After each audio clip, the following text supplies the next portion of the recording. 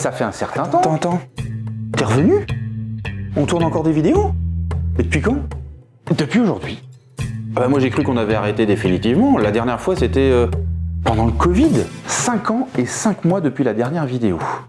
Et pendant ce temps-là, le soleil a continué de briller, la Terre et la Lune de tourner. Et tu veux dire que pendant que nous on tournait plus de vidéos, l'univers a continué de tourner? Exactement. Et le 12 août 2026, il va nous offrir un spectacle remarquable.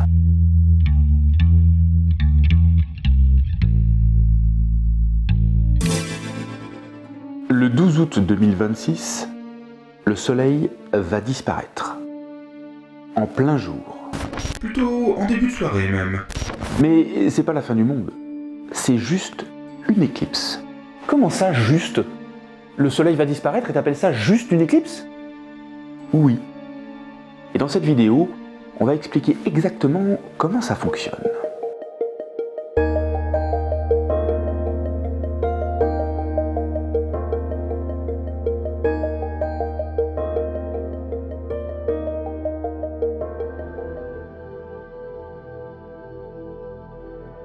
Une éclipse de soleil se produit quand la Lune passe exactement entre la Terre et le soleil. La Lune bloque alors la lumière du soleil et projette une ombre sur la Terre. Si l'on se trouve pile dans cette ombre, le disque lunaire vient recouvrir le disque solaire et notre astre du jour semble disparaître derrière la Lune. Ce phénomène n'est pas si rare que cela à l'échelle de la Terre. Il est possible de voir au minimum 4 éclipses par an. 2 éclipses de soleil, 2 éclipses de Lune. Par contre, nous avons l'impression, et c'est là que ce n'est pas pareil, que c'est rare, notamment pour l'éclipse de soleil. Car pour l'observer et surtout voir sa totalité, il faut être dans le cône d'ombre très étroit projeté sur la Terre. Donc si on n'est pas au bon endroit, au bon moment, c'est raté. Par contre, pour une éclipse lunaire, toute la moitié de la Terre qui fait face à la Lune à ce moment-là peut profiter du spectacle. Donc si je fais ça chez moi, dans mon salon, j'ai une éclipse. Oui, on peut dire ça. Enfin, évite de prévenir les agences spatiales quand même. La Lune tourne autour du Soleil en environ 1 mois. Donc logiquement, on devrait s'attendre à avoir une éclipse de Soleil et une de Lune chaque mois. Mais, vous savez bien, ce n'est pas le cas. Et c'est là que je te demande pourquoi? Tout simplement parce que la Lune ne tourne pas autour de la Terre, pile le long de son équateur. Son orbite est légèrement inclinée, d'environ 5 degrés. Cela signifie que la plupart du temps, la Lune passe un peu au-dessus ou un peu en dessous du Soleil vu depuis la Terre. Pour avoir une éclipse, il faut un alignement quasi parfait. Donc c'est un problème de géométrie. Oui, exactement. Je déteste déjà. Si l'on se trouve pile dans le cône d'ombre, le Soleil de notre point de vue semble disparaître complètement derrière la Lune. On parle alors d'éclipse totale. Pendant quelques minutes, il fait presque nuit en plein jour.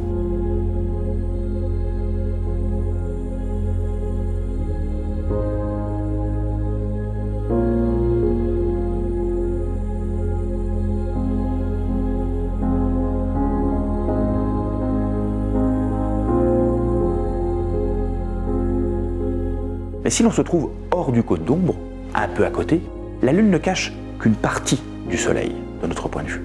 C'est donc une éclipse partielle.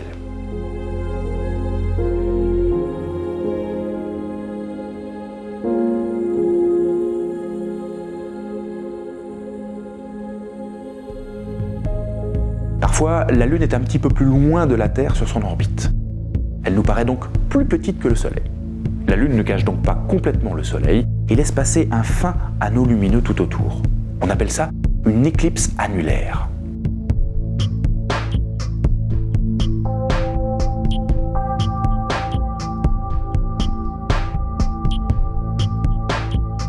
D'ailleurs, il y a quelque chose d'assez extraordinaire avec les éclipses sur notre planète. À notre connaissance, la Terre est le seul endroit dans le système solaire où une lune peut parfaitement cacher le Soleil. C'est un hasard géométrique remarquable. Le Soleil est environ 400 fois plus grand que la Lune, mais il est également 400 fois plus loin. Résultat, les deux disques semblent avoir la même taille apparente depuis la Terre, ce qui permet donc les éclipses totales. Mais cette exclusivité ne durera pas éternellement. Depuis sa formation, et à cause des forces de marée colossales engendrées par les forces gravitationnelles avec la Terre, la Lune s'éloigne de notre planète. Elle se rapproche, tu veux dire? Aussi contre-intuitif que cela puisse paraître, le résultat de ces forces font que la Lune s'éloigne, mais lentement, d'environ 4 cm par an. Très lentement, mais inexorablement. Si lentement d'ailleurs que dans environ 2500 ans, elle se sera éloignée d'environ 100 mètres de la Terre, soit à peu près la longueur d'un terrain de football. Mais dans plusieurs centaines de millions d'années, la Lune, trop éloignée de la Terre, paraîtra trop petite pour cacher complètement notre Soleil. Les éclipses totales cesseront donc d'exister et il ne restera alors plus que des éclipses annulaires. À l'époque, il y avait des éclipses totales de Soleil. Ça devait être un spectacle absolument magnifique. Oui.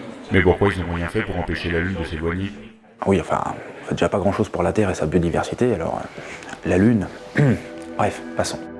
En tout cas, nous vivons à la bonne époque pour voir des éclipses totales de Soleil.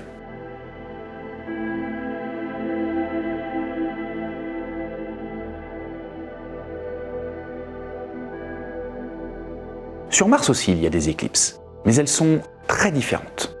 Les deux lunes martiennes, Phobos et Deimos, sont beaucoup plus petites que notre Lune. Elles ne peuvent donc jamais cacher complètement le Soleil, ni même vraiment partiellement, à vrai dire. Ouais, rien qu'un petit truc qui passe devant le Soleil, quoi. Oui, pour le coup, je ne peux que te donner raison, puisque c'est exactement ce que nous voyons ici sur cette séquence, prise par la caméra du rover Perseverance sur Mars, où l'on y voit la petite lune Phobos passer devant le Soleil. Une sorte d'éclipse, quoi. Il est intéressant de noter que même si Phobos et Deimos sont beaucoup plus petites que notre Lune, elles tournent aussi beaucoup plus près autour de Mars que la Lune autour de la Terre. Depuis Mars, les deux lunes nous paraissent donc de taille honorable. Sur cette photo, prise par le rover Curiosity en 2013, on peut y voir la taille apparente des deux lunes Phobos et Deimos, vues depuis la surface de la planète rouge, comparée à la manière dont nous voyons la Lune depuis notre planète. Mais revenons sur Terre. Le 12 août 2026, une éclipse solaire sera visible sur une grande partie de l'Europe. Mais tout le monde ne verra pas la même chose. La bande de totalité passera dans le nord de l'Espagne et d'ici, la Lune se superposera totalement au Soleil. Les observateurs et observatrices y verront une éclipse totale. En France, l'éclipse sera partielle, certes, mais très impressionnante. Dans certaines régions, notamment dans l'ouest et le sud, plus de 90% du Soleil sera caché. À Nantes, par exemple, ce sera 96% du Soleil qui sera grignoté par la Lune. La luminosité diminuera nettement et l'ambiance deviendra étrangement sombre. 90%? On veut du 100%? Alors, la seule solution, c'est de voyager. On part quand? J'ai pris des affaires pour 15 jours. Et une éclipse, ça dure pas si longtemps. Le phénomène complet, à partir du moment où la Lune commence à passer devant le Soleil, jusqu'au moment où elle le quitte de l'autre côté, peut durer jusqu'à 2 heures. Mais le moment le plus spectaculaire, lorsque les deux disques solaires et lunaires s'alignent parfaitement, appelé le maximum, ne dure lui que quelques minutes. Et c'est ce moment-là qu'il ne faut surtout pas rater. On peut y voir un magnifique spectacle. Tout autour de notre étoile va apparaître ce que l'on appelle la couronne solaire, une des couches de l'atmosphère de notre étoile, totalement invisible en temps normal.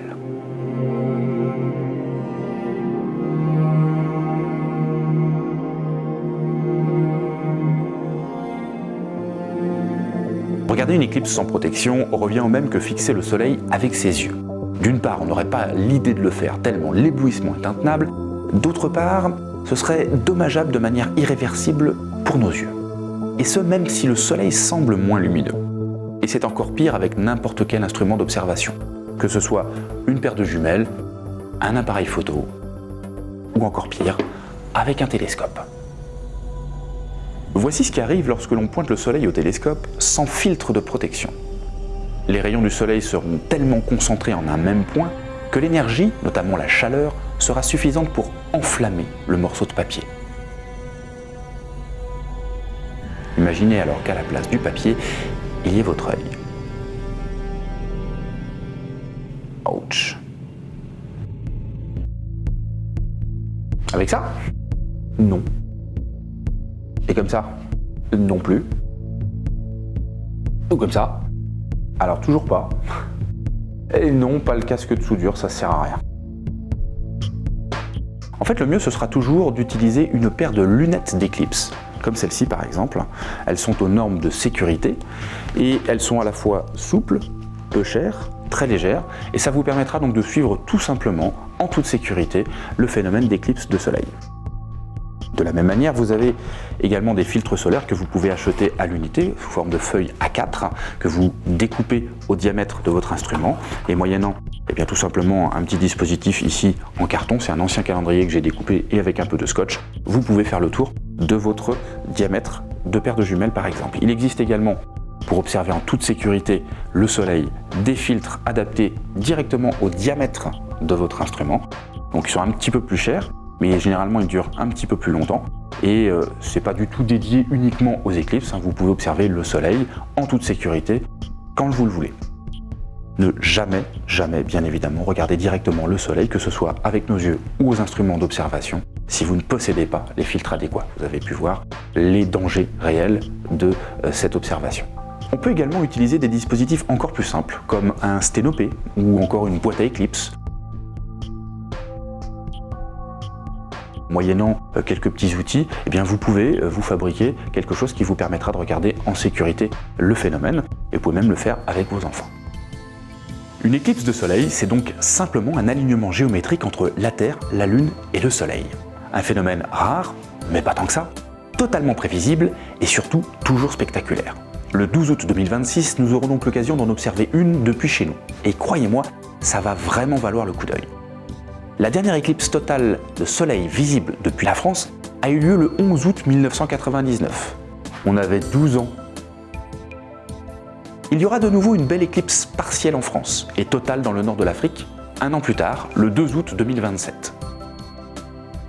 Et encore mieux, la prochaine éclipse totale de soleil passant par Nantes est déjà prévue. Elle aura lieu le 3 septembre 2081. À vos agendas. On aura 95 ans.